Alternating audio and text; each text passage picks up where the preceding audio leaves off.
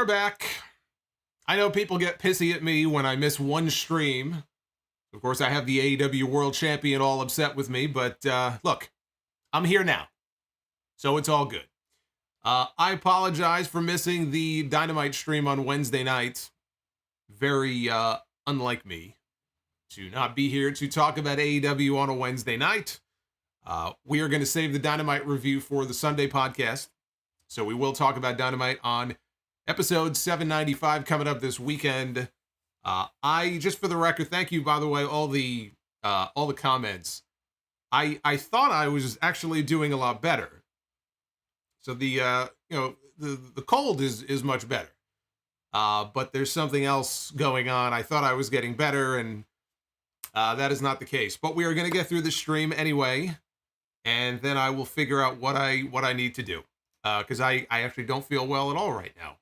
But we are going to talk about SmackDown. So as long as you guys spend your time with me here on a Friday night, it's all good. Tonight was all about the Bloodline. I feel like a broken record saying that every single week. But every Friday night, SmackDown is all about the Bloodline storyline. Roman Reigns was not there tonight. Solo Sikoa was not there tonight. But Jimmy Uso was. And as it turned out, Jey Uso was there too, as was the wise man Paul Heyman, who had a very eventful week. Between his promo with Cody Rhodes on Monday night, and then Paul, of course, back here tonight, we got our answer. It appears we've gotten our answer about whether or not the Usos, both Usos, are going to be allowed into Canada for Elimination Chamber next week. Not only is Elimination Chamber in Montreal, so is SmackDown next Friday, 24 hours before the pay-per-view.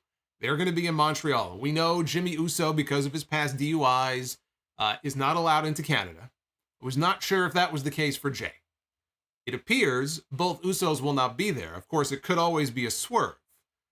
And maybe Jey Uso does end up showing up in Montreal next week. But as of right now, based on what they did here at the end of the show, it does not appear that the Usos will be in Canada next week, which kind of wreaks havoc a little bit with the idea that I had for how things will go at the end of the pay-per-view. But the good news is that the Bloodline has more than just the Usos. The Bloodline has Solo Sikoa. And so things can still go according to plan even if the Usos are not there. But they were there tonight. The question was whether or not Jey Uso would show up to help his brother. They were supposed to defend the SmackDown Tag Team titles tonight against Braun Strowman and Ricochet. And at the very last minute, Jey Uso finally showed up. He was there to back up his bro. And we actually ended up with an excellent Tag Team Championship match tonight. No surprise about how that match was going to go. And at first I was kind of surprised, frankly, that they kind of gave that away here on TV tonight. Having Jey Uso not only show up, but embrace his brother. He was all smiles. It looked like he was back in the fold. Although later on he told his brother he wasn't sure. He wasn't sure where he stood as far as the Bloodline as a whole, but as far as his brother is concerned, he's always there for his brother. So we'll talk about all the Bloodline stuff, including a segment involving Sami Zayn and Jey Uso outside the building. They had what may end up being their final face-to-face, I can't say confrontation, but face-to-face meeting as kind of sort of friends. That could be the last time we see that. We also have a new number one contender for the Intercontinental Championship. Gunther was on the show tonight, but he didn't do anything except sit up in the skybox and watch as Rey Mysterio, Karrion Kross, who, again, it blows my mind, according to PW Insider, is still listed internally on the internal roster as the number 2 top star on the entire SmackDown brand. He is the number 2 heel behind Roman Reigns. And you would never know it if you watched the booking on this show. You would think, well, certainly Gunther has to be number 2, but evidently internally Karrion Kross is still listed in the number 2 spot, even though he's not really treated like the number 2 heel on this brand whenever we actually see him on the show. But we had Rey Mysterio, Karrion Kross, Santos Escobar, and Madcap Moss. Now I will give you one guess as to who is going to Elimination Chamber to challenge for the Intercontinental Championship. And it probably is not who you think. But we'll get into all that. This is your SmackDown review here for Friday, February 10th, 2023. I am the Solomonster. Do me a favor, if you would be so kind. Hit that subscribe button. If you are not already subscribed to the channel. So that would make me very happy. Also, hit the like button on this video. The goal tonight is 400. 400 likes is the goal tonight. And I will tell you that the one good thing about being sick this week and being indisposed and really being useless to the world, but not wanting to just lay around and do nothing, I had to do something. So I did take advantage of some of the downtime. What I did the other day was I spent several hours revamping Be the Booker. So I've taken some people out. I've put some new people in. We've gotten rid of some of the riffraff, some of the poison pills that I put in there. I will tell you that Dixie is no more. I got tired of seeing her face every single week. She would pop up in the women's Be the Booker. Dixie is dead as far as Be the Booker is concerned. So I have made changes, but I have made another change, which I'm sure many of you will like, which is I've added another element to Be the Booker. Now, this is not something that we're going to be doing every stream. I will tell you that right now. I'm not doing this on every single stream, but I have added a match stipulation, Be the Booker as well, that currently has over 30 different match types. I've got more match types in Be the Booker than WWE has in 2K23. So just some fun stuff, because I know you guys enjoy that segment. If we can get 400 likes on the stream, we will do the new and improved Be the Booker later on tonight. And Super Chats are also open. If you want to send them on in, I'll be spending some time. They'll be popping up on your screen, but I will spend some time a little bit later on reading your messages. Yes, it is a new season. I like, who said that? Brock. A new season of Be the Booker. It's the season premiere. I'm putting all the horrible Be the Bookers this year behind us. We're going to start from scratch. Only good vibes for Be the Booker. Bye-bye, Dixie. I want everybody to sing the na na na hey hey goodbye song to Dixie. Adios. But anyway, let's get into SmackDown first. We kick things off tonight with Paul Heyman, who was already in the ring all by himself. There were no other Bloodline members with him. He had the WWE Championship over one shoulder. He had the Universal title over the other shoulder. And I was thinking about this as I watched him standing there in the ring tonight. We have seen Paul Heyman, if you add up over the last, I'd say 8 years or so, all the time that Paul Heyman has spent on television, standing with Brock Lesnar and standing with Roman Reigns, there is nobody on the WWE roster who has spent more time with those two championships over his shoulder than Paul Heyman. Paul Heyman is the true tribal chief. It just so happens that he's part of a different tribe, but a tribe nonetheless. So I thought that was pretty cool. You will not find anybody on this roster who has had those titles over his shoulder on television in the last decade more than that man. It's amazing. So he talked about, as our wise man, that he was here tonight to drop a few pearls of wisdom on us, as he always does. That promo on Monday night was fantastic, and apparently it was the brainchild of Paul Heyman and Cody Rhodes. They were able to put that together on their own, and what we ended up getting out of it is one of the best promo segments that we've seen in a very long time. So he had some more pearls of wisdom. Oh, that's right, CM Punk. How could I forget? Thank you, EJ. Not only Brock Lesnar and Roman Reigns, but CM Punk as well. That's right. Although usually he would come out and hold the title up, right? He wouldn't really have it on his shoulder. But I'm telling you, nobody has had more screen time with those top championships than Paul Heyman. A glorified coat rack. That's exactly what he is.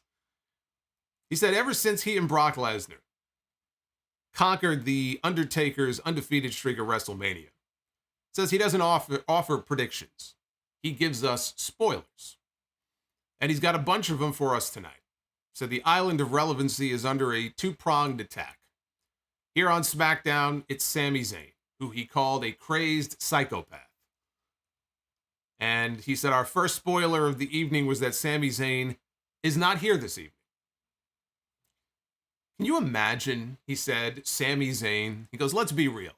Can you imagine Sami Zayn as your undisputed WWE Universal Champion? And the entire crowd apparently thought so because they cheered and they started chanting for Sami. He said, but it's not just on SmackDown that this is happening. He goes, on Monday Night Raw, we have Cody Rhodes, the same Cody who physically backed him into a corner on Monday night. And then he started mocking, he did the mocking voice, repeating some of the things that Cody said to him. He called him a dumbass, said he didn't realize that Dusty Rhodes raised an idiot for a son. Said these are not just wrestling championships, this is the very plasma that runs through the veins of the bloodline. It's the air that they breathe. It's the reason for their very existence. Says it's the family crest of the Anoa'i and Fatu dynasties. Sami Zayn at Elimination Chamber, Cody Rhodes or WrestleMania.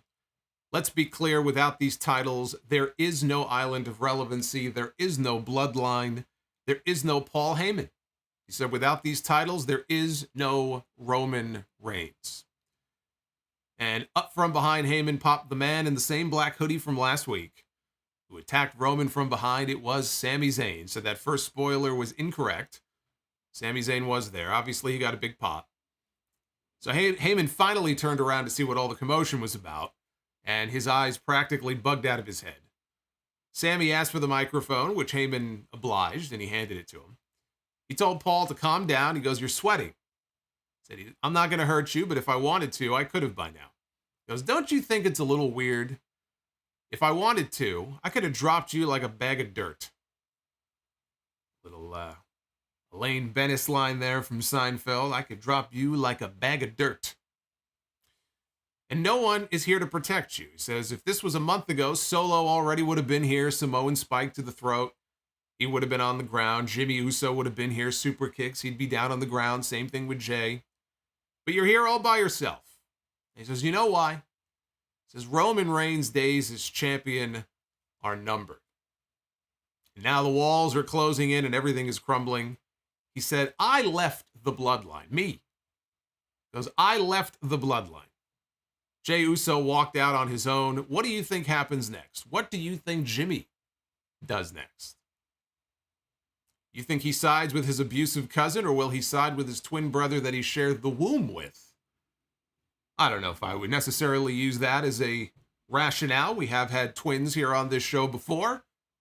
I think back to the days of the Bellas when Nikki Bella once told her sister that she wished she had died in the womb. Sometimes things go sideways with twins. They don't always get along. Just wanted to remind you of that classic Raw moment. I can't believe they didn't put that in a video package a few weeks ago. He said, what about Solo? How long until that blows over? He says, and even you, Paul, the special counsel, the wise man, the way you look at Roman Reigns, he goes, it's a little weird. It's a little weird, like the sun shines out of his ass. But now here you are talking about life after Roman Reigns. You know what every other member of the bloodline knows? You know it. Because the bloodline is on its way out. And Paul, I know you're in the business of doing spoilers, so here's one. Roman Reigns has exactly 8 days left. 8 days from tonight in Montreal at Elimination Chamber is all that Roman Reigns has left. And Paul Heyman put his hand out for the microphone. And instead, Sami pulled him in close. And he said, hey, Paul, tell Roman Reigns he doesn't have to worry about Cody, because I am going to be the one to take him down. And so that makes the second time in 5 nights that Paul Heyman has been left rattled by one of Roman Reigns' opponents.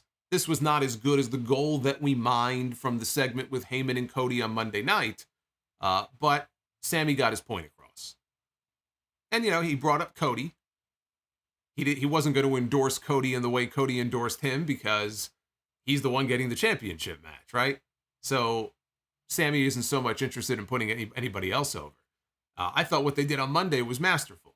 The way that they had Cody bring up Sami and talk about him. You know, obviously I support Sami. I look forward to wrestling Sami. I thought that was very smart. But again, Sami got his point across here.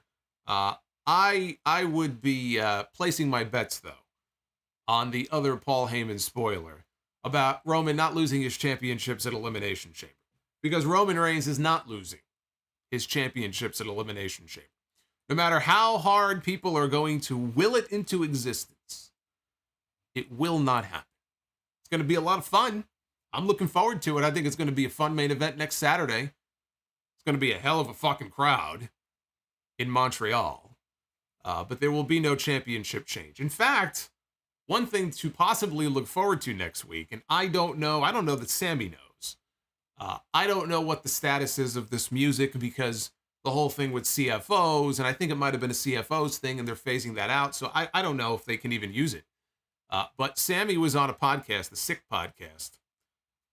I should have renamed this podcast the Sick Podcast this week. And he was talking about possibly using his old Worlds Apart theme in Montreal next weekend at Elimination Chamber. He said, if it were going to come back, I feel like that would be the time and place to do it. I've said this in other interviews. I feel like it would be kind of taking a step backward. And that's something that he has said before in other interviews when he's been asked about the old music. Everybody loves the old music. Well, not everybody, but a lot of people love the old music. And Sami before has talked about not wanting to go back to the old music. He wasn't necessarily the biggest fan of it. He sees it as a step backwards. So he's reiterating that point here in this interview. He says, I think maybe a new song is in the cards, but I feel like that song, even though people have a real fondness for it, it seems like it would be a step backwards. From a character's perspective, it just feels like that's what it would be. At the same time, doing it for a one-night thing in Montreal might be cool. I don't know. And Drew McIntyre heading into Clash at the Castle was, he was not beating around the bush. He was flat out teasing the return of Broken Dreams, which they ended up using part of Broken Dreams as part of his entrance for his match with Roman Reigns. This comes off to me, I don't know if he might have been asked that question by somebody. I don't think he brought it up himself.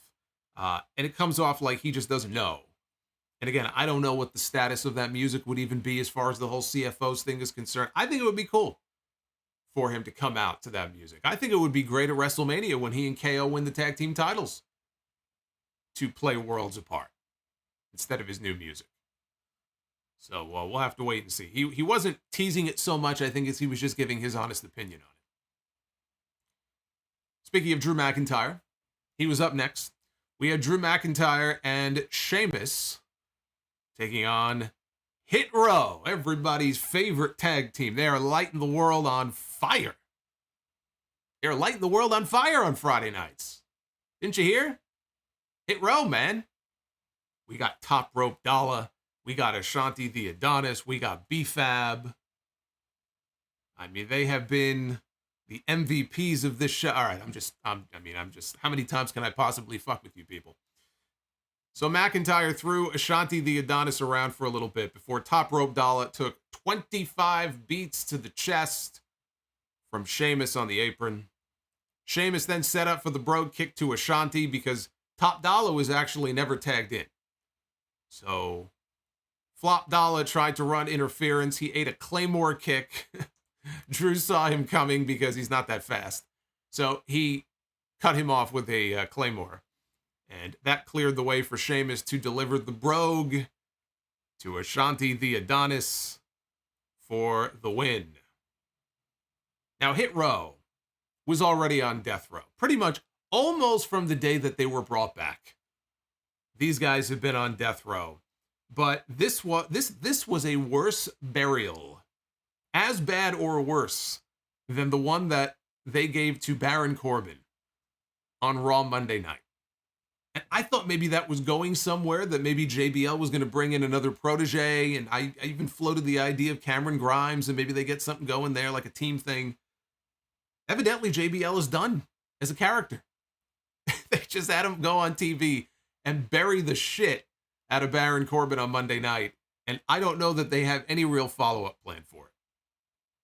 But this burial was as bad, if not worse, because this match was nothing. You blinked and you missed it. I don't know that they got a lick of offense in here. So the gravesite is filling up quickly for Triple H. He's digging a lot of graves here, it looks like. I'm not talking about Corey. After the match, while Sheamus and Drew were celebrating in the ring, they aired a Viking Raiders video on the big screen that ended with Valhalla saying that next week it is Destiny. And unfortunately for Hit Row, I think we all know where they are destined to end up. Remember, we're heading into WrestleMania season. It's almost that time of year. Backstage, Jimmy Uso is leaving a voicemail for his brother Jay.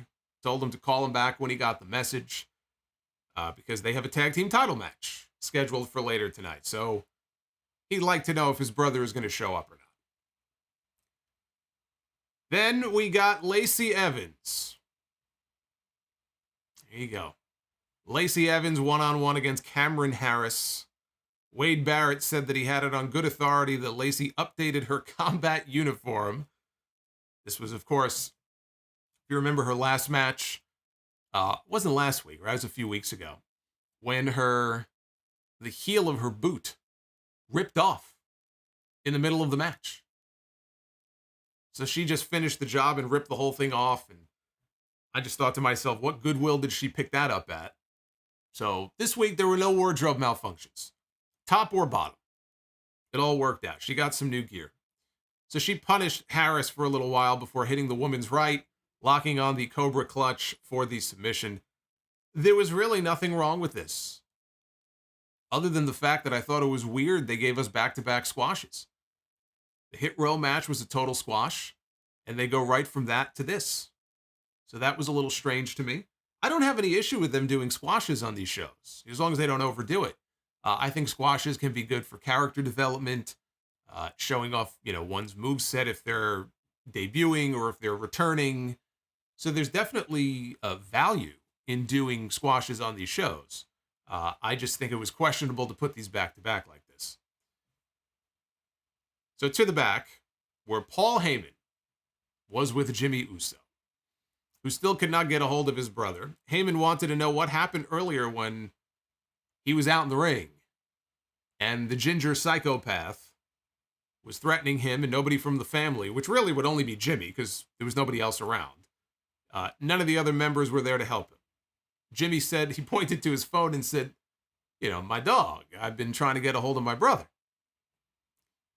So he then had an idea, and he smiled. In case Jay doesn't show up tonight, he asked Paul Heyman, he goes, you could watch my back.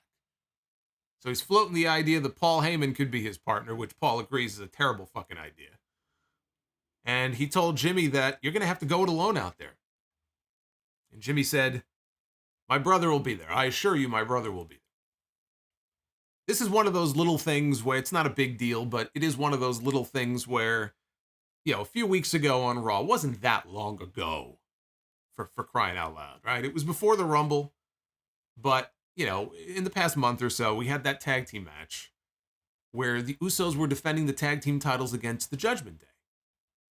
I believe that was the match, right? On television. And Jimmy Uso got an injury during the match, and he was being carried to the back. And Adam Pearce came out and said, well, if Jimmy can't go, you guys are going to have to forfeit your tag team titles. And Sami Zayn spoke up and said, look, I'll stand in his place. And Adam Pearce had to be convinced, and ultimately he allowed it to happen. So in that situation with this very same team, Adam Pearce was ready to strip them of the Raw tag team titles because we only had one Uso. But apparently tonight, it would have been perfectly fine for Jimmy to go at it alone. And it's not like Adam Pearce is running Raw and there's another person running SmackDown. It's the same fucking guy. So it's just one of those little inconsistencies. I would not read anything into Solo Sikoa not being there to step up and be his partner, because if Solo Sikoa was there, the story they told tonight with Jay just doesn't work, which is why he wasn't on the show. So after a break, Adam Pearce, speak of the bald devil, Adam Pearce was there. And Adam Pearce was in the back with Sonya Deville, who was very upset that she is not on this Elimination Chamber pay-per-view next weekend. Chelsea Green showed up asking for the SmackDown manager so that she could file a complaint against the Raw manager. Adam Pearce said that it's me. Same guy. Both shows. And she claimed that she has facial amnesia. She asked if she was, she actually looked over at Sonya and said, I guess she looked at Pearce, but she wanted to know if he was discriminating against her. And then she looked over at Sonya and said something, and Sonya didn't want to have anything to do with her. So Pearce said that instead of filing complaints, you both want special treatment. But around here, if you want to earn opportunities, you have to win them. So he had an idea. The idea was that the two of them would be a tag team for a match later on tonight against two of the women in the Elimination Chamber match next weekend, Raquel Rodriguez and Liv Morgan. So we had a tag team match set for later on in the night. Braun Strowman and Ricochet against the Usos. Not for the undisputed tag team titles, but for the SmackDown Tag Team Championship. 572 days and counting for the Usos as the tag team champions. Jimmy came out by himself. Samantha Irvin was about to introduce Jimmy alone when he stopped her and he pointed up into the crowd. And up the stairs in the crowd was JEY USO, who had his Raw tag team title and he had his SmackDown tag team title. And the people cheered and he came down and he got into the ring and he hugged his brother. So the Usos were united, and then they took us right into a commercial break. Jay worked over Ricochet for the first half with Jimmy until Ricochet finally landed a springboard crossbody for some separation, and he made the hot tag to Braun Strowman, who ran wild on both Usos. They did the spot, which has been their finish in the tag team matches they've done, where Braun will get Ricochet up on his shoulders, and they'll walk over to the opponent. Ricochet will then do a senton off of Braun's shoulders onto the opponent. So they did that to Jimmy. Jay, though, pulled his brother out of the ring. Actually, he pulled Ricochet. He pulled Ricochet out of the ring, and Braun Strowman couldn't believe it. They had the tag team titles won, but at the very last moment, JEY USO saved the titles. So Braun is stunned, and then he gets up, and he's got this crazy look in his eye. And he's looking at JEY USO out on the floor. And you can tell that it's coming. You know that it's coming.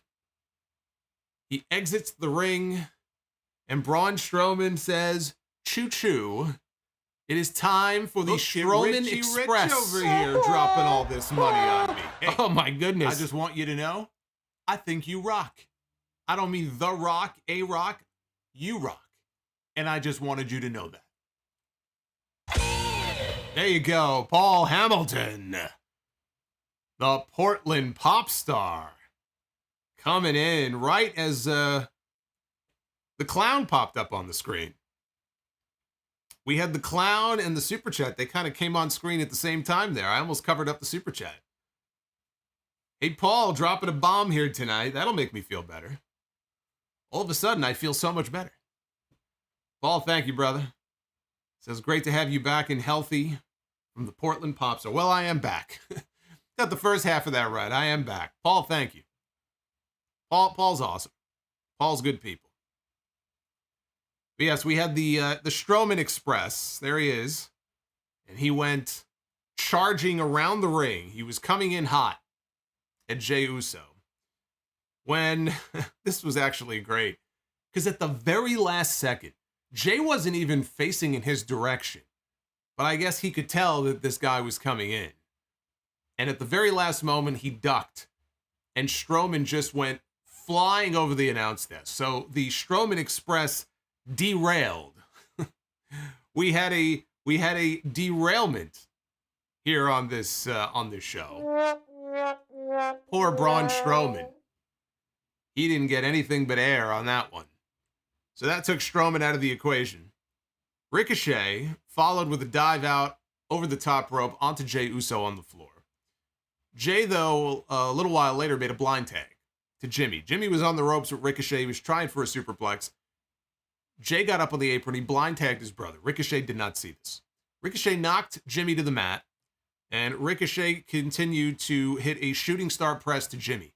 As soon as he landed the shooting star press and he popped up and landed on his back, JEY USO was already in midair, coming off the top rope with the Uso splash, landed right on top of Ricochet, and he got the pin. The timing on that finish was picture perfect. I love that finish, and I love the match too. I thought it was an excellent match. JEY USO gets the pin.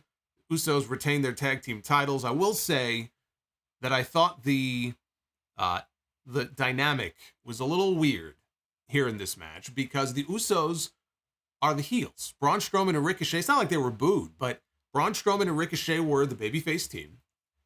The Usos are supposed to be heels, but the fans were also cheering for the Usos. The fans sounded like they wanted the Usos to win just as much as they wanted Braun Strowman and Ricochet to win. So it's almost like you had two babyface teams. You know, and the way they did this, you have Jimmy Uso going into this match by himself. Is he going to have to go it alone in a handicap match? And his brother shows up at the very last minute. It was a very babyface-esque thing. And I guess in a way, that's kind of how Jey Uso is being presented right now. And maybe that works to their advantage. Because in the end, when Jey Uso chooses the Bloodline over Sami, it'll mean that much more, right? Because now the people want to like Jey. They want Jey to side with Sami. They want Jey to leave Roman, and they want him to leave the Bloodline. Not necessarily leave his brother.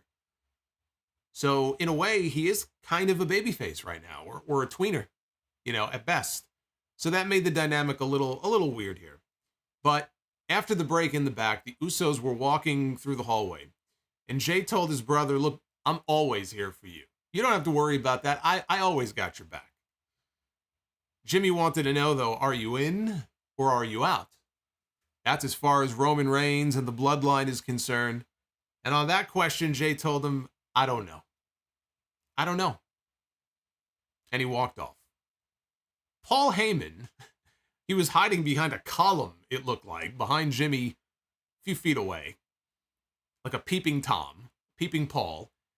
He walks up to Jimmy and says, was that your brother? He goes, did he say anything? And Jimmy said, nah, he just left.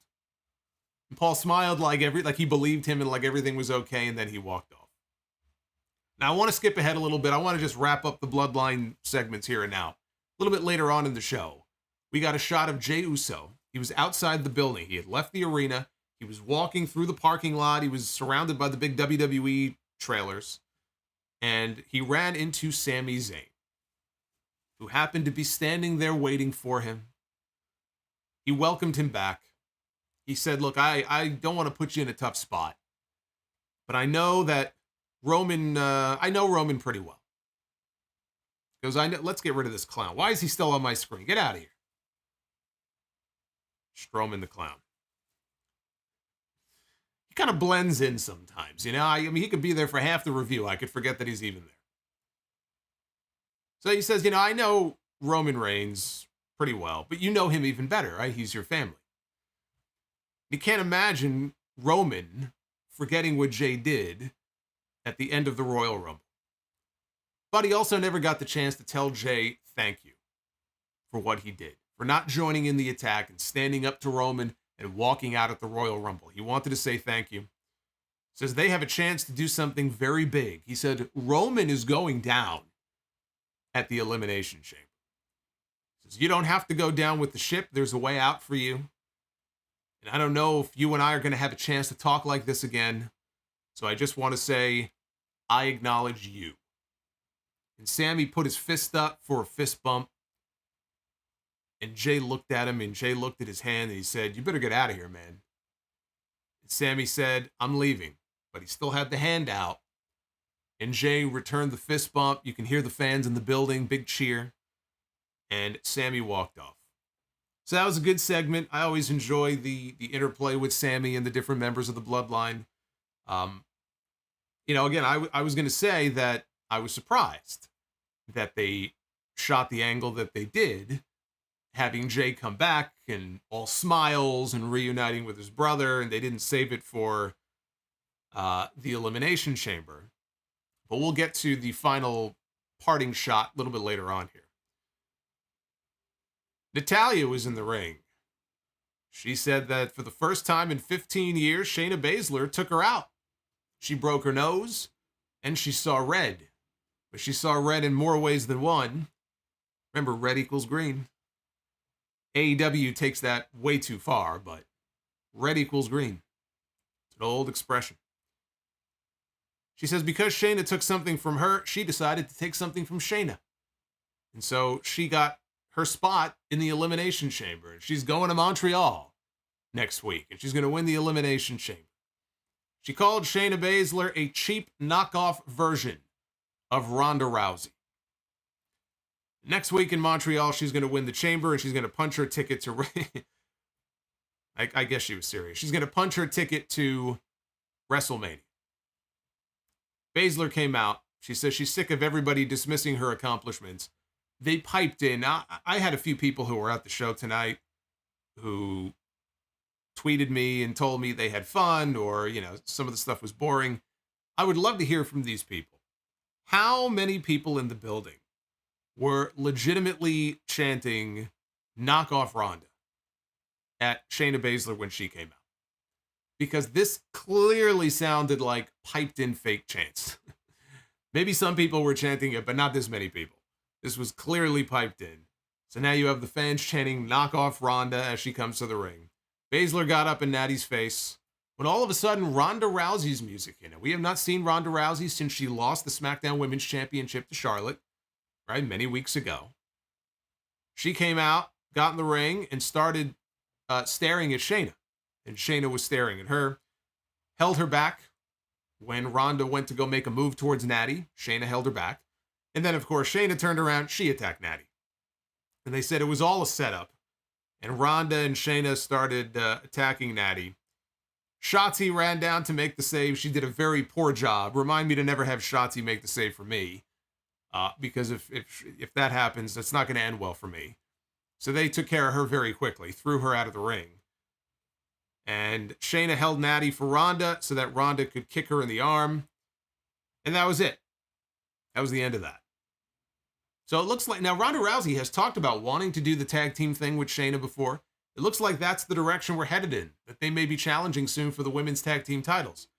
The problem with that, if that is the direction they're going in, I don't know, but it seems that way.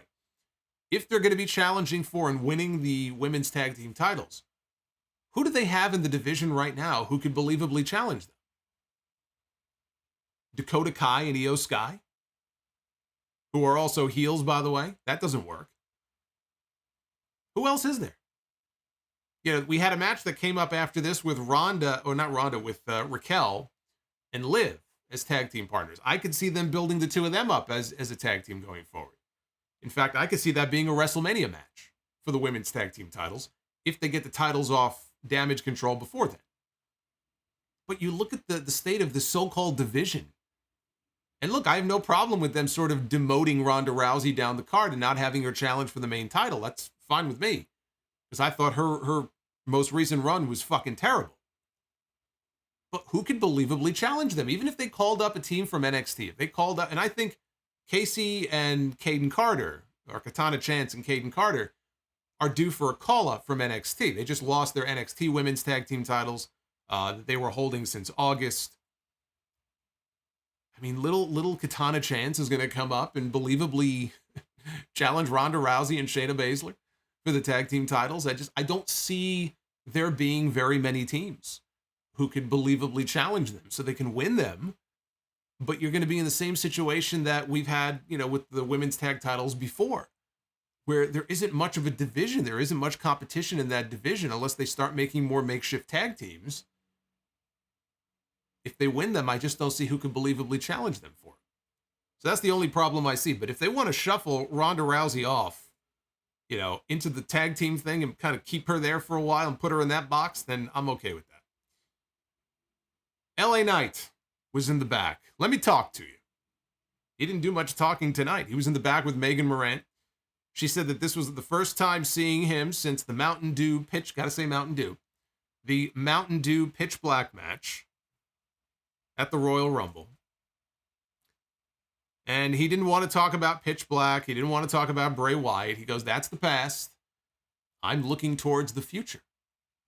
And apparently he's looking towards the future to tell us what he's doing next, because he didn't say anything else. It's Bane.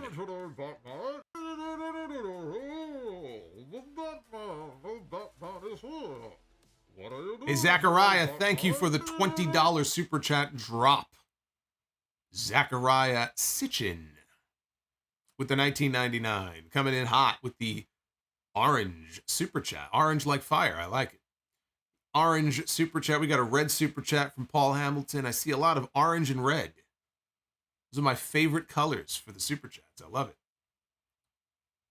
Yeah, somebody in the chat said that, boy, he looked okay after that explosion at the Royal Rumble. Yeah, I hadn't even thought about that, but that's true. Last time we saw LA Knight, he was the recipient of an Uncle Howdy flying elbow drop off of a scaffold or whatever it was. And then there were flames that shot up. Not a scratch on him. He looked perfectly fine. We didn't see Bray Wyatt tonight, but we saw LA Knight. He looked perfectly fine. You know why? Because you know why LA Knight didn't want to talk about this? Because he wants to put this bullshit behind him. He doesn't want anybody to remember this pitch black nonsense. He's ready to put it in the rear view and move on to his next feud. And I don't blame him. Liv Morgan and Raquel Rodriguez against Sonya Deville and Chelsea Green. Morgan fought out of the heel corner. Sonya clocked Chelsea by accident. Liv got the tag from Raquel, who laid out Sonya with clotheslines, followed by a fallaway slam, or as Scott Hall would call it, the sack of shit.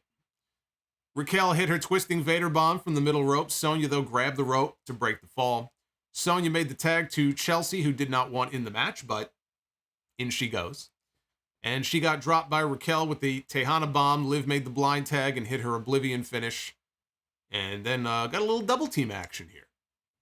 Not that kind of double team action. Although it is Friday night. It's a late night on a Friday night, but that's not the double team action we're talking about here. We got some double team action here with Raquel power bombing Liv onto Chelsea for the kill shot, and that was the win for the two of them.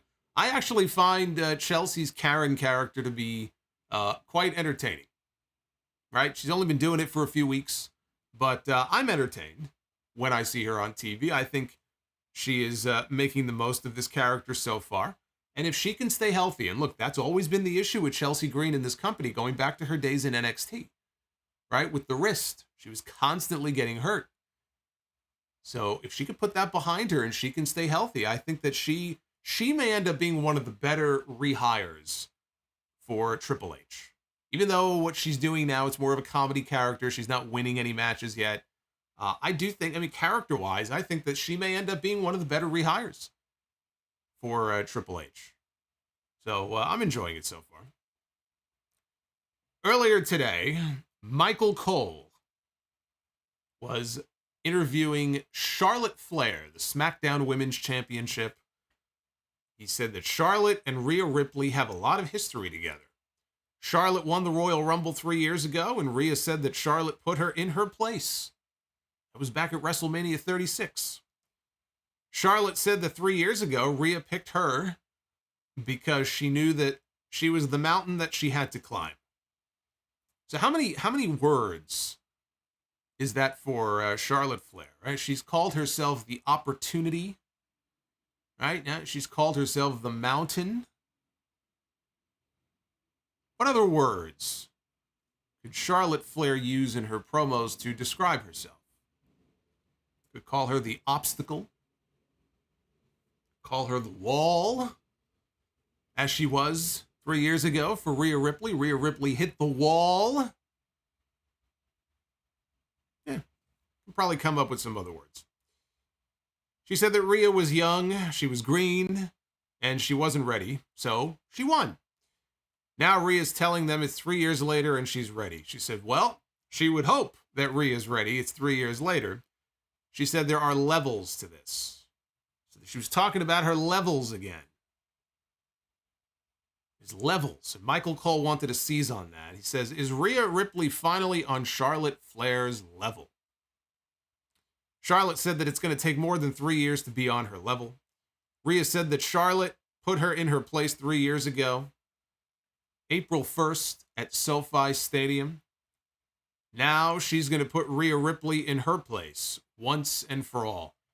I don't care how many times they want to drive home the point that Charlotte Flair now is a babyface, and they want to book her like a babyface. Every time she speaks, all I see is a heel. It doesn't matter how hard they try. There are people who cheer for her when she comes out.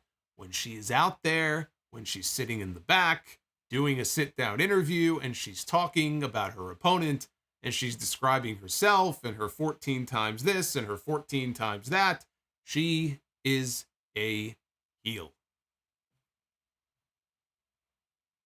She's a heel. She's a natural heel. Like her father, in many ways. It is notable, I don't know how many of you picked up on this, that in her promo, she specifically cited April 1st at SoFi Stadium. Now, I think a lot of us probably already figured that the night one main event was pretty much signed, sealed, and delivered. Some people think it could still be the tag team title match if there is one with Owens and Zayn against the Usos. That's the match I would go with, just because it's been built up for so long. But it's pretty clear what the main event of night one is going to be. April 1st, it's going to be Charlotte Flair and Rhea Ripley. But the main event of this show was a fatal four-way to crown a new #1 contender for the Intercontinental Championship. I love it. Putting the spotlight back on the IC title. Although I would not have put this in the main event. I would have had the tag team title match. Now, they immediately cut to a segment in the back with Jimmy. So I guess they did it this way for a reason, right? We had the segment earlier with Jay and Sami. So because of all the other segments, they couldn't put the tag team title match in the main event. So we ended up with this. And this was good. Although this was not as good as the tag team title match. But we had a fatal four-way match with Karrion Kross with Scarlett. We had Madcap Moss with Emma. We had Rey Mysterio, and we had Santos Escobar. Gunther and Imperium were up in one of the skyboxes. They were way up there watching the action unfold. There was a great little exchange early on in the match with Rey and Escobar. And we've had this once or twice before. They have found themselves in the same match. And we've seen Rey and Escobar, go at it for a little bit. I don't think we've really had that big one-on-one singles match yet. But this was fun for what it was. They had a little exchange. Escobar wanted Rey. Actually, before I even get to that exchange, there was another exchange I loved too. So even before that, Rey is down, right? Karrion Kross has Rey Mysterio down. And Escobar sees Rey. And he wants a piece of Rey. Kross told him, he goes, "It's been a while. Nice to see you." And Escobar says, "This is me. I'm Lucha. Like, let me have him. I'm Lucha." And Kross tells him, he goes, "I was Lucha too. Excuse me." He kind of shuffles him off to the side. So never forget Lucha Underground. Every single man in this match except for Moss was a part of Lucha Underground. Rey Mysterio had a stint there when he left WWE for a while. He was in Lucha Underground. Karrion Kross, of course, he was the White Rabbit. I'm not talking about the Bray Wyatt White Rabbit. He was the Rabbit King, Killer Kross. And Escobar was there for quite a while, actually, as King Cuerno. I don't remember if he and Kross would have wrestled each other during that period of time, but I like the little nod there to their history in Lucha Underground. Then we had the fun back and forth with Mysterio and Escobar, which should either be a SummerSlam match. SummerSlam is going to be at Ford Field in Detroit, big stadium show, the site of WrestleMania 23, right? They'll probably have 50,000 people in that stadium. That'd be a great place for it, either SummerSlam or WrestleMania next year. We need a program and a big one-on-one match with Rey Mysterio and Santos Escobar, with Rey putting Escobar over. Escobar ended up on the apron, kicked Moss away. Rey leapt from the ropes onto Moss and Kross on the floor. Escobar followed with a suicide dive. I can't even say onto Moss. If you remember those King Cuerno suicide dives, he's like a missile.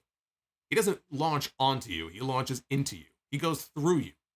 So he launched himself into Madcap Moss, and the cameras then cut to Imperium up in the luxury box ahead of the final commercial break. After the break, Escobar nailed Rey with the Phantom Driver, had the match won if Moss did not break up the fall. Escobar got a top rope Hurricane Rana takeover on Madcap and got another near fall. Escobar got sent to the floor. Rey hit Kross with the 619, but then Scarlett tripped up Rey.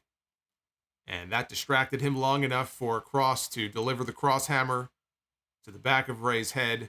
Escobar dove at Kross, who did not quite make it over the top rope. So he ended up rolling under the bottom rope instead. In the ring, Moss was on the top, and he had to make a choice. Do I dive out onto the floor, onto Kross and Escobar, or do I hit this leaping elbow drop onto Rey Mysterio, who's down in the ring? And there were a lot of dumb baby faces, right? Thankfully, he was not a victim of dumb babyface syndrome, as I call it, DBS. And he made the right choice. He delivered the top rope elbow to Rey Mysterio, hooked the leg, and he got the pin. Madcap Moss has earned the right to be demolished by Gunther in Montreal at Elimination Chamber next Saturday. I can't really say that this was a surprise to me, because when this match was first announced earlier today, and I looked at the four men, I said, Rey Mysterio, he was my pick, but Rey and Gunther, they've wrestled before. Right? They've worked together before. The other two guys were heels. And I just don't see them doing that. I don't care how high up in the pecking order they have Karrion Kross. He's a heel. So is Gunther. So I didn't see Karrion Kross or Santos Escobar challenging for the championship. That left Madcap. I thought maybe they would shock people, and that's what they did. So probably the least likeliest choice for most people watching this show is the one they put over. And you know, look, it's Gunther. So I think that he could, not that he can, I'm sure he'll probably give Madcap the best match of his life. But it's a fucking warm-up for Gunther, right? For whatever he's doing at WrestleMania, which should be a triple threat with Sheamus and Drew McIntyre. So whatever, you know, the match at Elimination Chamber, like I said, it's something for him to do. It puts Madcap in a position to go out there and have a great match, even though he's going to lose. And then we'll figure out where to go from here as far as WrestleMania is concerned. So I don't have an issue with that. Our parting scene, though, the show is not over. Our parting scene, in the back, Jimmy Uso was standing there, and Paul Heyman comes and puts his arm around Jimmy. Or as he called him, hey, Jim. So he puts his arm around Jim, and he said, I was just on the phone with the tribal chief. Because I would have put you on the phone with him, but, you know, the reception in here is not great. Because he's very proud of you, and you're 100% right. Your brother is very loyal to you. Very loyal to you. So he has an assignment from the tribal chief. Because we got this whole thing in Montreal all figured out. He needs the two of you to stay home next week and watch this on television. Because sometimes you see things on TV that you don't see when you're there live. Which is true. I could say that as somebody who's been to many live events. There's actually a lot of shit that you miss when you watch it on, when you watch it live as opposed to watching it on TV.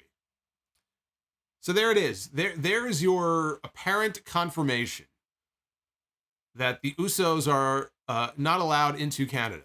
Now, I knew that was the case for Jimmy. I wasn't sure about Jay. I'm still not sure about Jay. I think Jay might be allowed to go. But, you know, based on this, if they're true to their word here and the Usos are not going to be there next week, there's no reason to not have at least Jimmy Uso there. Unless both Usos are not allowed into the country. And so the fact that they shot this angle, they did this scene here, and it looks like both Usos are not going to be there, that looks to be the case. Thankfully for them, they have Solo Sikoa. So they could still do an angle here at the end of the Roman Reigns-Sami Zayn match where Sami Zayn is being beaten down. And Kevin Owens comes out, he makes the save, and we get the big reunion at the end of the show in Montreal, big pop, for the reunion between Kevin Owens and Sami Zayn. It would be better, it would work a lot better if the Usos were there, if Jey Uso was there. Jey Uso is really the key to all this. If he's not there, I think the angle does suffer a little bit, but this could all be a swerve, right? Jimmy's not going to be there, but maybe Jay is going to be there, and they just want you to think he's not going to be there. So I still think there's a possibility that Jimmy Uso could very well end up in Montreal next week, but just based on this angle, as things currently stand, it looks like that's not going to be the case. I thought this was actually a pretty mid show tonight, just to borrow a word from the man who was very upset with me on Twitter, called me a coward, that I was not feeling well and did not do a review on Wednesday. I'm sorry. Like I said, I know people get very upset. You know, they want to hear good things about themselves, and when they can't, they get very pissy about it. But I thought this was a very mid show. And you had no Roman Reigns. You had no Bray Wyatt. Fucking LA Knight was on the show, but what did he do? He didn't do anything. Literally, did not do anything. Didn't really say anything, didn't do anything. So there were a lot of things missing from this show. But, you know, even Gunther, he was up in the skybox. He's sitting up there like a fucking fan. So it just felt like a very average show at best. It was all about the bloodline, as most of these shows are. And I've said this before. Triple H better have a damn good plan for what he is going to do on this show. Once the bloodline angle has really run its course and truly is coming to an end, and it may not end at WrestleMania. The bloodline is not necessarily disbanding the week after WrestleMania, right? Or the night after WrestleMania. But this story is going to be over at that point, right? The story that we've been watching unfold is going to be over. Maybe they can get another 6 months out of this if they have another chapter of the story. I think it's going to be very difficult to envision what that would be. But whenever it is, whether it's April, whether it's May, whether it's SummerSlam, Triple H better have a plan for what is going to be his feature attraction here on this show, or who his feature attraction is going to be, what his number one story is going to be on this show. Because the good news is this bloodline story has been the best thing going in wrestling. The bad news is the bloodline stuff has been the best thing going in wrestling, and it has a shelf life. When it's over, what do you do? What else does he have that can be as compelling as what we've seen with this story? Think about how many bloodline segments are on this show every week. On this show tonight, there was at least 5 or 6. If you count the Usos match, and the segment with Jey and Sami, and the segment with Heyman and Sami, and the segments with Jimmy and Paul, at least 6 or 7 segments on this show alone. Right? And we get them on Raw. So when this story is over, boy, I don't know. I don't know what this show is going to look like. I kind of shudder, frankly, to see what this show is going to look like. So a very mid show. Let's take a look at the Twitter poll. See where we're at. We are under the equator line. Look at this. Under 50% thumbs up. 49% thumbs up for this show. 35% thumbs in the middle. And about 16% thumbs down. So you can go ahead and vote on Twitter at Solomonster. That is the place to go. You guys already knew that, though. You guys know where to vote. There's no one's complaining about voter fraud here in these polls. These polls are on the up and up. So let's take a look at your super chats. We are close. We are getting very close to our likes goal here. 400. We're under 30 likes away. So hit that thumbs up button if you guys want to be the Booker later. The new and improved, revamped Be the Booker.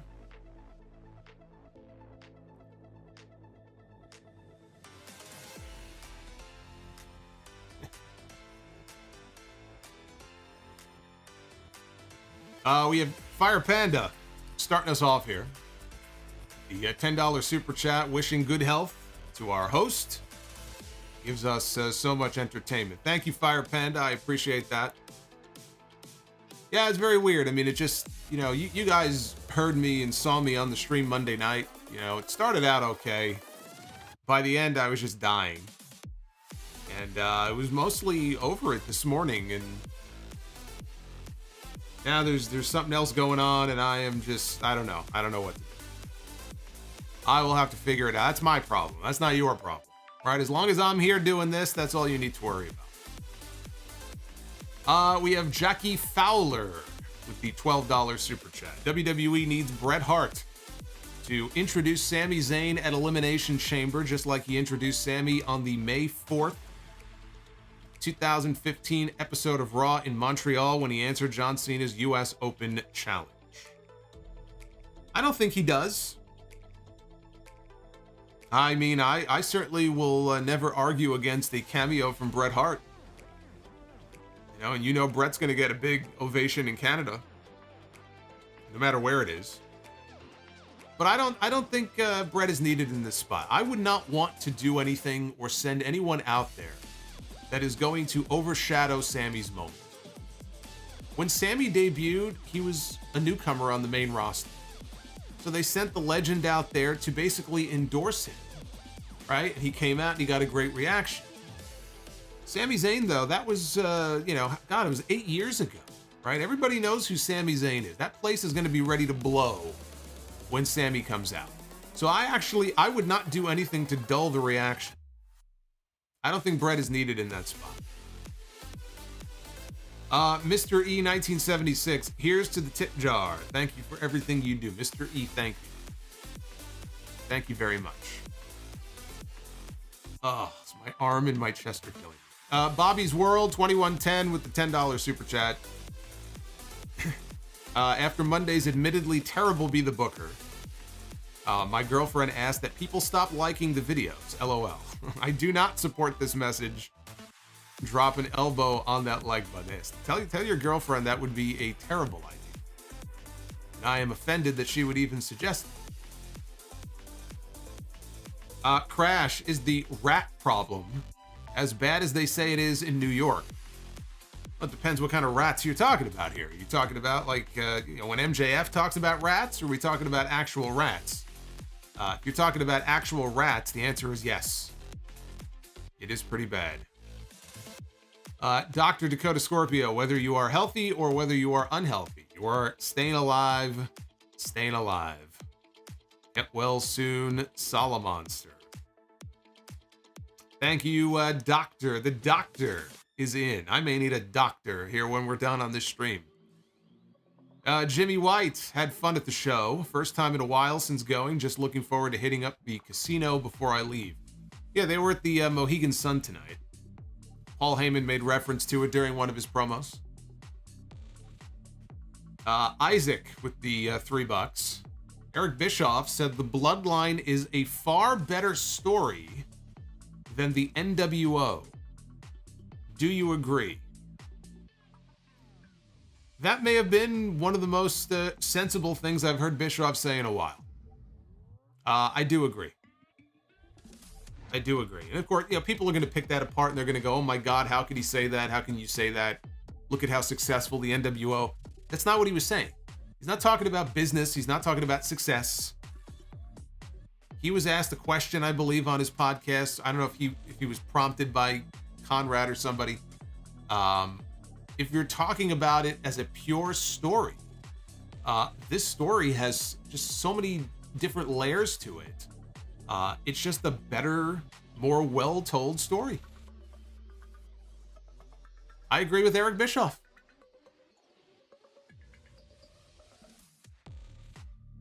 James Cooper.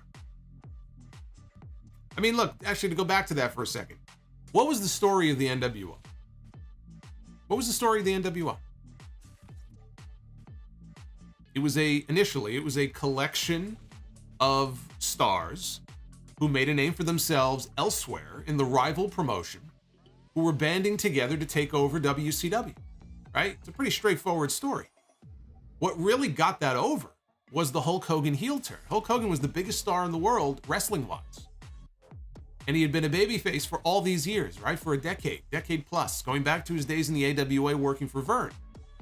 Him turning heel was the gasoline on the fire that the NWO needed. If you put anybody else in that spot, Bret Hart, Sting, Lex Luger, it doesn't work. It doesn't work. You might get a few months out of it, but it would peter out. Hogan was the ingredient that they needed. But the actual story of the NWO wasn't really much of a story there. I mean, you had the main story that I just talked about, and that was it. At that point, it was just the same shit every week where they're just adding members and watering it down and adding members and adding members. It's not like the story really evolved from there. I mean, eventually they split off. We had the Wolfpack and the Black and White. But no, I mean, story-wise, I think Bischoff hit the nail right on the head. James Cooper. Bloodline stuff. Peak level as usual. Bischoff said the Bloodline is better than the NWO ever was, story-wise. Paul Heyman is just on another level. Main event / mid-card scene is thriving in WWE. Triple Paul is doing a good job.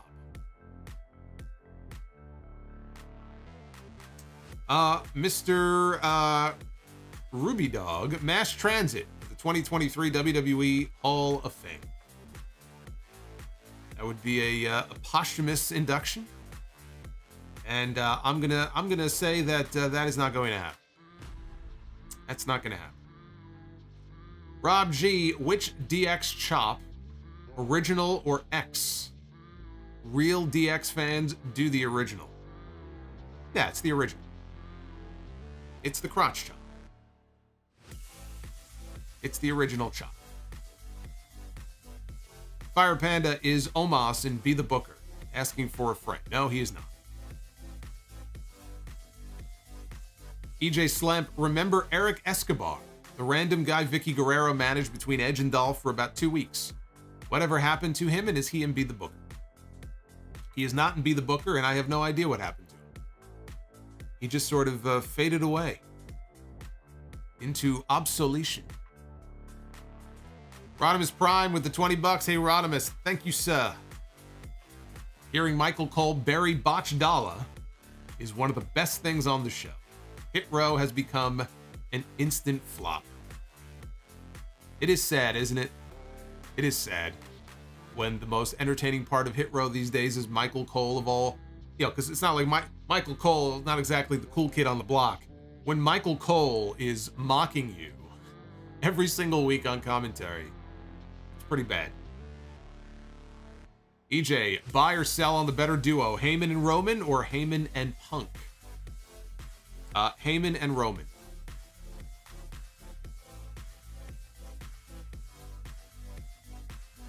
Samoan fan, wasn't feeling good Wednesday. Hookers were a bad idea. I wish somebody would have told me about that. Hookers and blow. I know it sounds sexy, but that doesn't always go well together.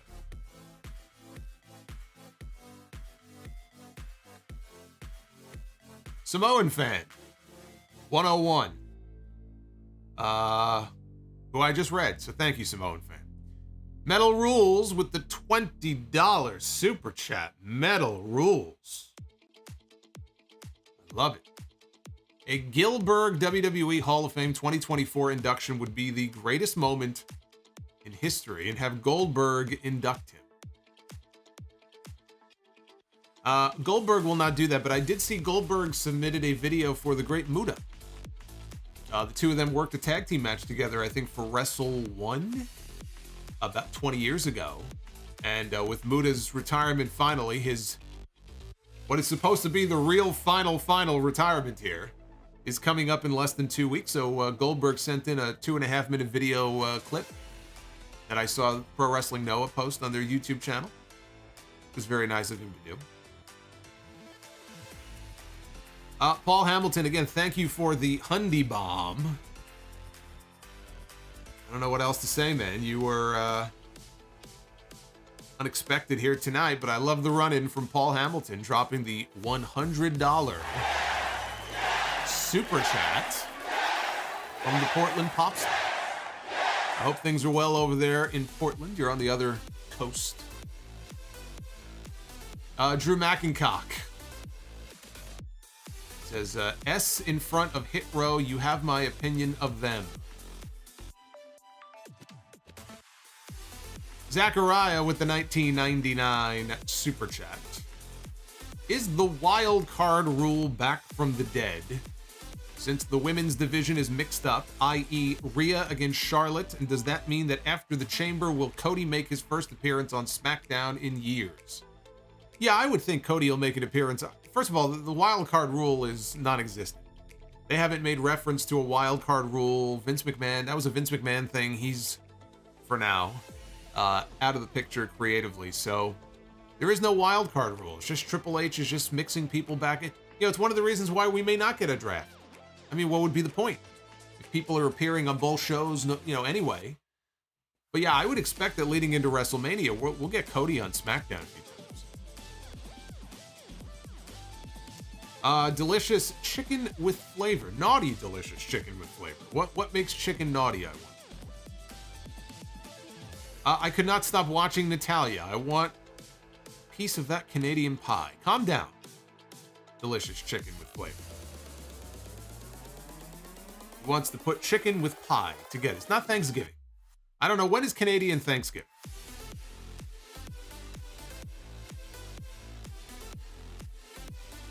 Ray Rock. Thoughts on Sami getting his old theme music back for Elimination Chamber? I think the crowd would pop and sing along, especially in Montreal. Talked about that earlier already. I would love it. But I don't know that they would be allowed to do it. But Sami seemed like for, as a one-night thing, he'd be in favor of it. Hey, Ian Israel, thank you very much. He has been a channel member for 15 months. Loving the content. Thank you for all that you do. Thank you for being a member. Memberships are open. I was told last week that memberships, you can now become a member or gift memberships to other people now, even in the mobile app. You were not able to do that before. I believe that has changed, and now if you are on mobile, you can do that, so just be aware of that. Delicious Chicken with Flavor says Sonya Deville and Chelsea Green, new tag team name, should be KWA Karens with Attitudes. Yeah, I guess they kind of had an odd couple vibe going on. I could see that being a team also if they want to start creating teams for the quote-unquote division, even though there really is no division.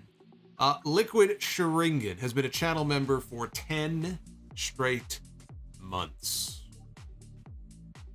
You know what that means? That's almost a year. In case you can't count. Thank you, Liquid Sharingan.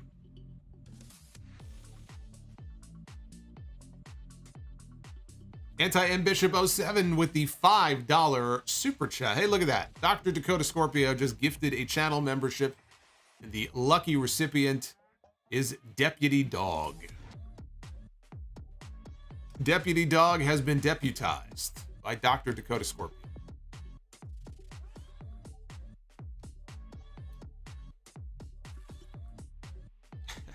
Hey, Julio, thank you for the $4.99. What a nerd. what a nerd I am. Anti-M Bishop, Evening Solomonster. Great hog show last week. Thank you. Thank you. Oh, thank me. Thank all the talent. They're the ones out there busting their ass. SmackDown was good tonight. Dynamite was a mixed bag. And he says, get well soon to Jerry Lawler. All the best.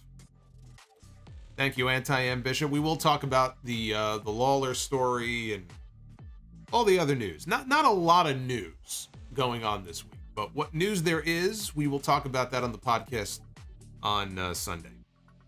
It is Super Bowl Sunday, too, by the way.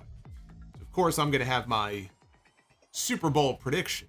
You didn't think you were going to get out of a Super Bowl Sunday sound-off without me giving my completely irrelevant prediction for the big game on Sunday.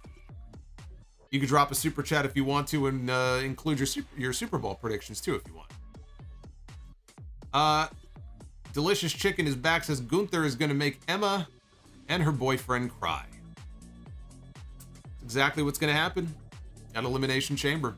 Thomas Rondon, I'm sorry, your health is way more important than the show. Hope you're feeling better. Thank you, Thomas. Thank you, Thomas. I was feeling better. I don't know what is going on. But thank you.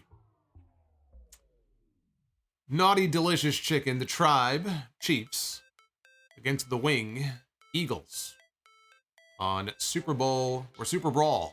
Super Brawl Sunday. Yes, indeed. Brumakian Productions, I can see some highlights of SmackDown after WrestleMania, after the Bloodline, Gunther, Sheamus, and LA Knight. Build the show around them. I think the future for Gunther is the Universal title. It's just a matter of when. It could be by SummerSlam. But I think at some point this year, and not the end of the year either, at some point this year, that's the next logical step for him to take. Everybody is so hung up on him beating the Honky Tonk Man's record. Yeah, it would be cool, but if the idea is, well, we can't have him lose until he beats the Honky Tonk Man's record. So either we won't do the WrestleMania match with Sheamus or Sheamus and Drew, or we will and he'll win just to get him to break the record. Who gives a shit? The story is Sheamus winning the championship at WrestleMania. And that then frees up Gunther to even bigger things later in the year. Why? Just to break the Honky Tonk Man's record? Who cares? If it comes down to one or the other, I don't care about the Honky Tonk Man. It's the only thing the Honky Tonk Man has. He doesn't have anything else. He's been crowing about this whole greatest Intercontinental Champion of all time thing for the last 35 years. Let the man have his stupid streak. Dr. Dakota Scorpio, staying off Twitter for a few days is one way to help deal with the sickness. LOL. It does help. Bret Hart, can I get a birthday shout out if you were to be so kind, Mr. Monster? Absolutely. Thank you, Bret Hart, and a very happy birthday to you, sir. DEH Sires, after Mania, Jay should take over the Bloodline, leading to Jay against Roman at SummerSlam or Money in the Bank. Jay needs to be a solo act for a while. I'm cool with that. I'm cool with the main event JEY USO run. Once the Usos lose their tag team titles 600-something days, they finally get beaten. That could be a way to extend the Bloodline story, you know? To then shift the focus over to JEY USO, who finally says enough. And you kind of build it around Roman and Jay. I mean, there are other directions for them to take the story in. And that could definitely be one way. You know, you can go back to Jay and Roman, which is how this whole thing started. Right? Bring it back around to that. Alex Jimenez, I'll be turning 23 in 30 minutes. Good to see you, Solomonster. Well, happy early birthday, Alex. You are now 20 minutes away from age 23, so happy early birthday to you. DEH Sires, since Sean Ross Sapp pretty much assumes Jay White will be in WWE, who would feud with him first and which brand? I think it should be Styles or Balor. I think Seth Rollins would make for a great, I guess doesn't have to be first opponent, but I think, you know, maybe as a first opponent, Seth Rollins and Jay White, I think that's another option.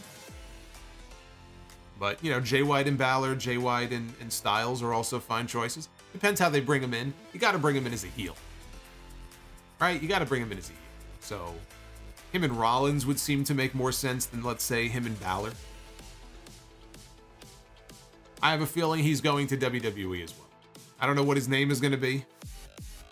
We should all start guessing what Jay White's new name is going to be. Because Jay White, I mean, if we're being honest, right? Jay White's a pretty basic name. It's like John Smith. So, yeah, I mean, we're all used to referring to him as Jay White. But if they change the name, I mean, it wouldn't necessarily be the worst thing in the world, but what would they change it to? Right? That's the question. Naughty Delicious Chicken with Flavor. Do you see the Great Khali being inducted into the Hall of Fame in the future? You know, I could see that, actually. I could see that. I could see the Great Khali being inducted, former world heavyweight champion, and spent many years in the company, worked with all the top names, right? Worked with Triple H, worked with The Undertaker, Kane, Shawn Michaels. I remember they had a match once, I think, on TV. Batista. Right? The whole Punjabi prison match, which is, by the way, one of the stipulations in Be the Booker. So, you know, you may laugh and mock, but I actually think the Great Khali has a very good chance of going into the Hall of Fame one day. And he's still very big in India. You know, there's a lot of people in India. They have a lot of fans, big fan base in India. Putting him into the Hall of Fame would probably be a very big deal of it. Cletus Smith, what's next for Roman after WrestleMania? Well, I kind of like the idea that somebody just mentioned of picking back up with the Roman Reigns JEY USO feud. But, you know, it depends whether he wins or loses. I could see Cody Rhodes losing. It's not a foregone conclusion that Cody Rhodes is winning the title at WrestleMania. If they want Roman to get to 1,000 days, then what do I see next for Roman? 1,000 days as champion at the end of May. That's what I see for Roman. Rizzo with the $20 super chat. So doing a brief search about Canada's laws, If it's been more than 5 years, a person can apply for criminal rehabilitation. If approved, the applicant has a clean slate. Jay's last DUI was January of 2018, just over 5 years ago. So there you go. Julio, congrats on all the success, sir. First meeting between Roman and Cody will be interesting. How would you book their first interaction? I would have Paul Heyman, I would pick his brain, frankly, and have him kind of plan out the whole thing. He seems to do a pretty bang-up job with these types of promos. Yeah, they bring up Dusty a lot. You got to be careful, because if you just constantly bring up his dad, it does get old after a while. But I do like what they did on Monday, how they weave that with Heyman, who has a history with Dusty. How they weave that very real story into the storyline here. First interaction with Roman and Cody, I mean, you know, Roman would probably... I would almost be shocked if there wasn't a little subtle AEW dig in there, you know, about Cody being somewhere else. Something related to his past in AEW. But I just want to sit back and enjoy the show and see what they come up with. I think the first interaction on TV with Cody and Roman is going to be great. DEH says, you digging this Saraya and Tony story? He says, I hate it. I think the idea could work. Whatever that segment was in the back with Leva Bates on Wednesday, I thought that came off terribly. I thought that was just a horrible segment. I don't know what that was. Now they're spray painting people? Are they supposed to be some knockoff version of the NWO? I mean, what's with the spray paint? DEH, $4.99 super chat. Split the titles after WrestleMania. Send Rollins to SmackDown to win it until he eventually loses it to Gunther in London or at SummerSlam.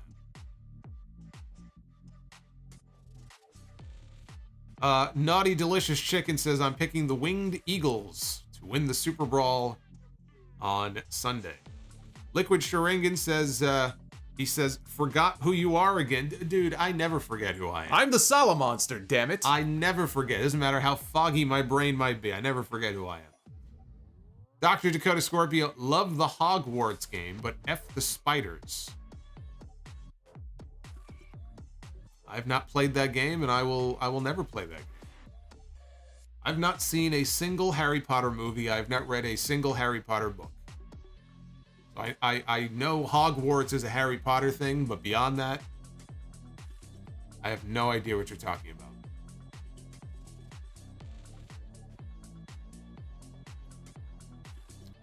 Jeffrey Hall's been a channel member for 17 months. Says he enjoyed his 1 hour of Rampage. Says, I think the show is getting better.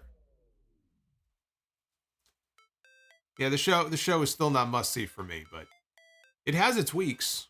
You know, you can tell that Tony Khan has made a better effort to get some bigger names on the show, but you know, to me, it's still a very missable show. Red Emissary of Darkness, Jay White equals Jason Whitman in WWE. I like that. That's a great name. I think Jason is a great name. And Ashley Zarzor with the $4.99 super chat. Khali was inducted during the pandemic when Rob Van Dam was inducted. Was he? I have no memory of that. Is the Great Khali in the Hall of Fame already and I just completely blacked out on it?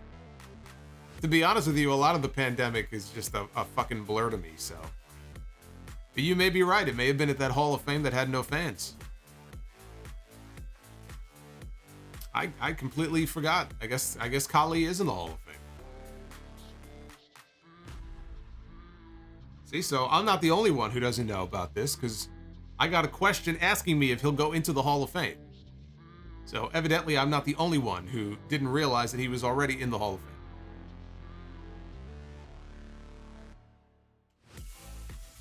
Maybe I just wanted to just block that out of my mind as much as humanly possible. That's also very likely.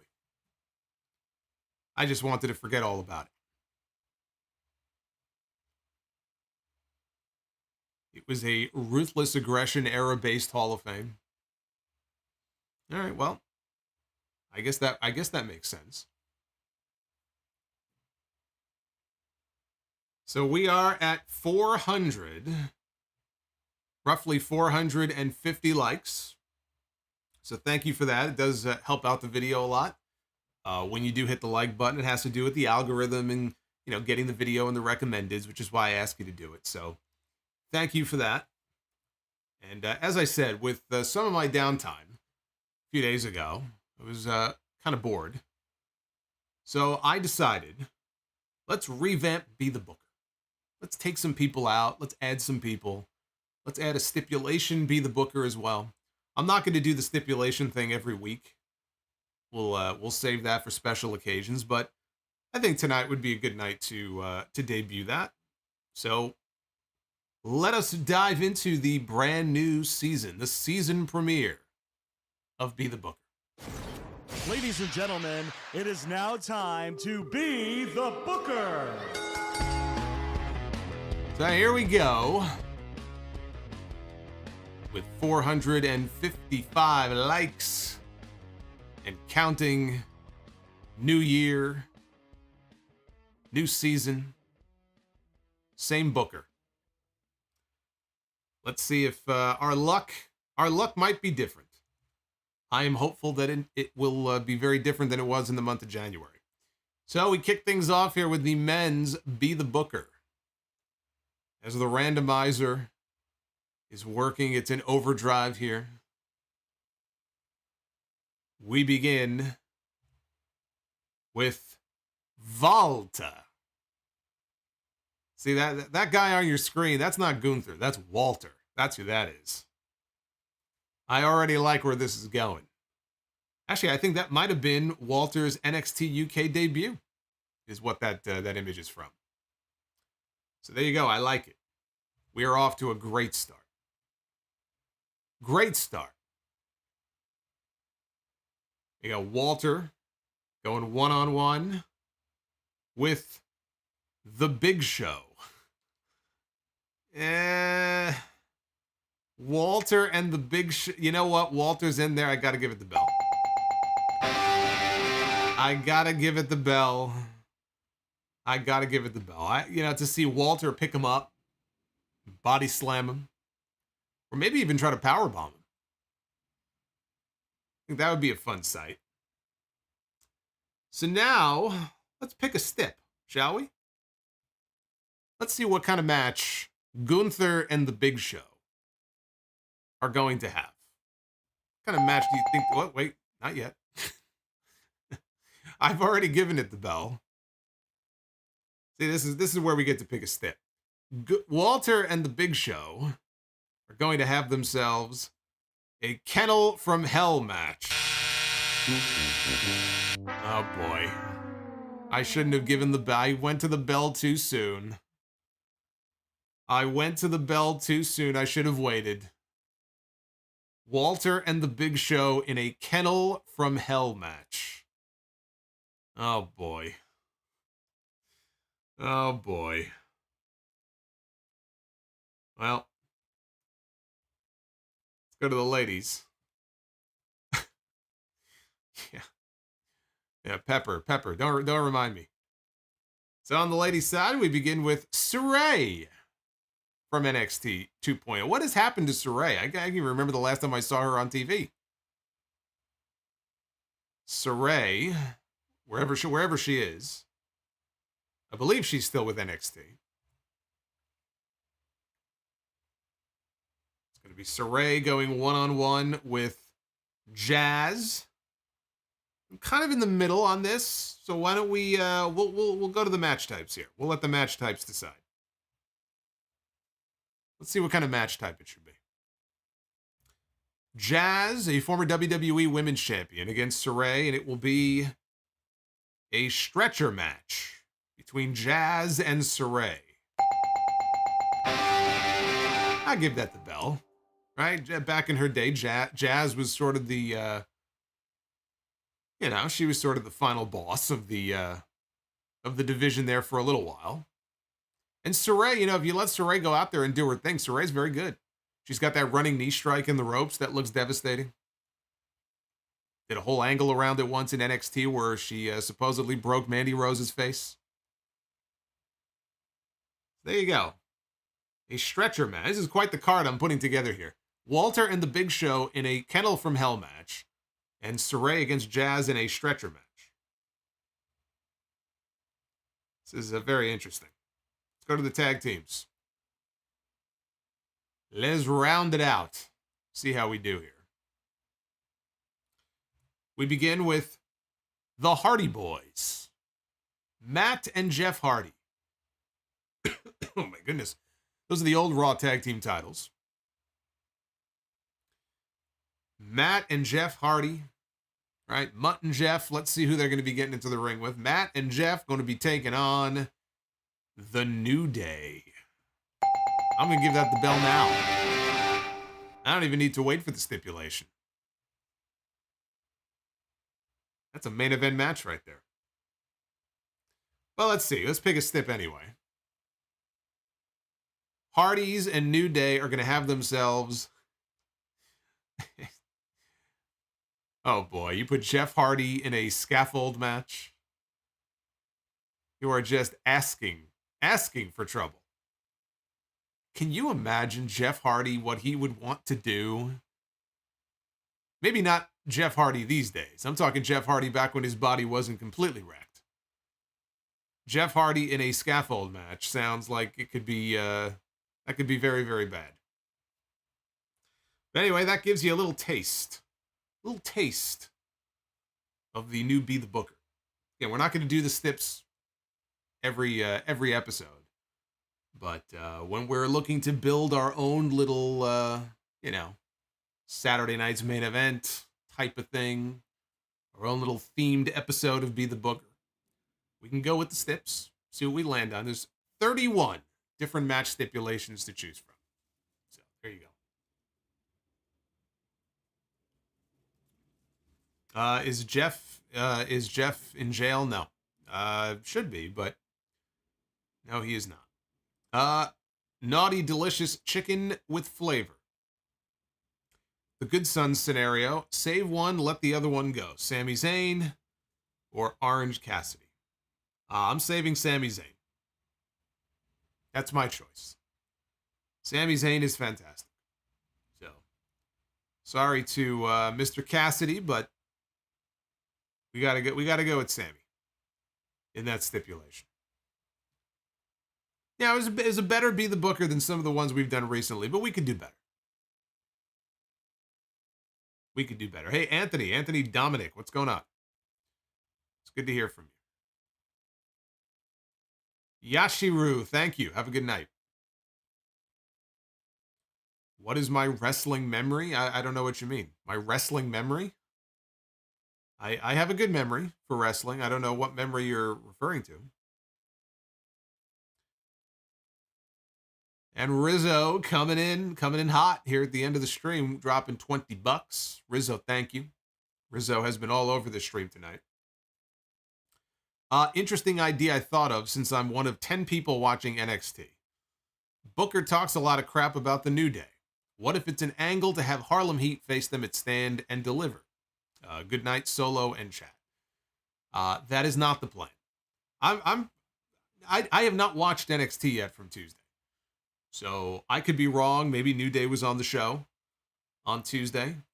But my assumption was that Vengeance Day was pretty much going to be, like, once they dropped the belt, that was pretty much going to be it for the New Day. But even if the New Day are going to stick around for a little while longer, Booker just said on his podcast that he thinks he's done. He thinks he's retired. The Royal Rumble was going to be his final in-ring appearance, at least in WWE. That was going to be his final in-ring appearance. So there will be no Harlem Heat match WrestleMania weekend. Would be a cool match, but not going to happen. Booker is done. Booker is retired.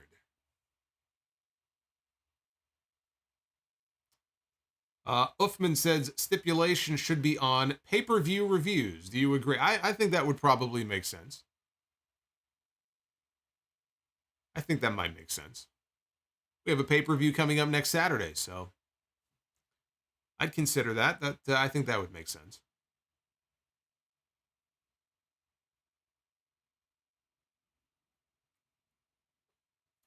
What do I think of Avatar 2? I haven't seen Avatar 1.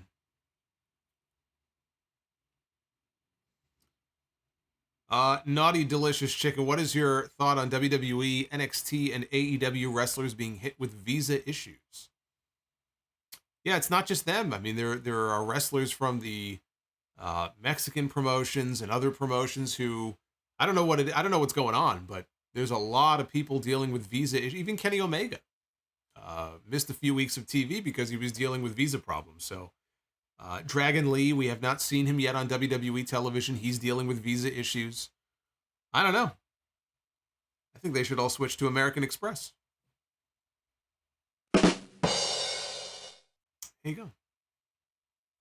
I'm here all night.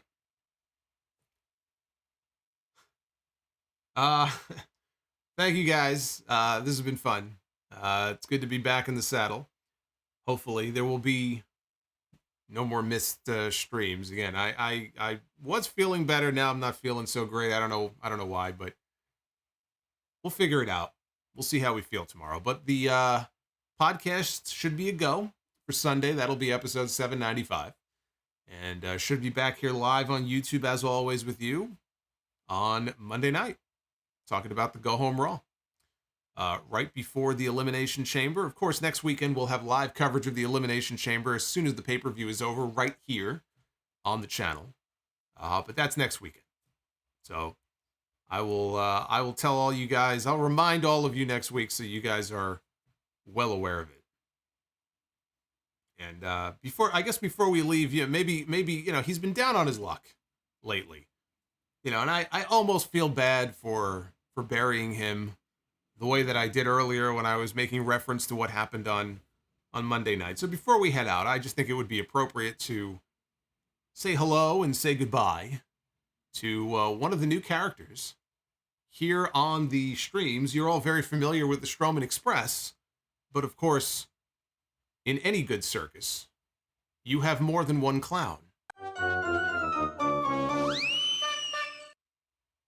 So everybody say goodnight to Corbin the Clown.